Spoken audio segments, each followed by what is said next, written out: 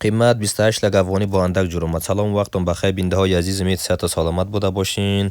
شما بیننده یک حولی امت پخته و مناسب به یک فامیل در نزدیک گذری فقیرآباد هستین، نزدیک به سرک عمومی.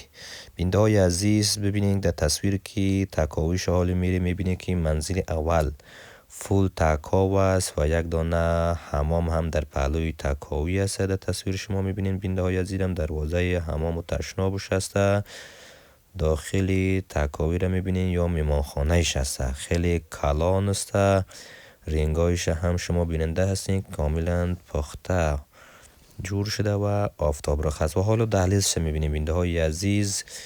این اولی یک تکاوی کلان دارد، دو با اتاق کلان و آفتاب رخ قسمی که شما در تصویر بیننده هستیم. اتاقش اتاق کلان، آفتاب رخ و همچنان آشپزخانه و تشناب و یک دانه دهلیز دارد. در تصویر شما میبینیم اتاقش کلان آفتاب رخ هستند، تازه رنگ روغن شده. دروازه هاش هم دروازه های امتو حساس و استاندارد. و بیننده های عزیز شما رازینه منزل 3 را بیننده هستین. در تصویر میبینید که کتاره گرفته شده و منزل 3 را هم شما میبینین که با اندک مصرف شما میتونین که منزل 3 هزی را جور بکنین و بالایش هم کاملا تیم پوش شده از. در تصویر کسایی که خریدار هستند و شماره ما تماس بگیرن یا با دفتر ما مراجعه کنند و این حولی را خریداری کنند.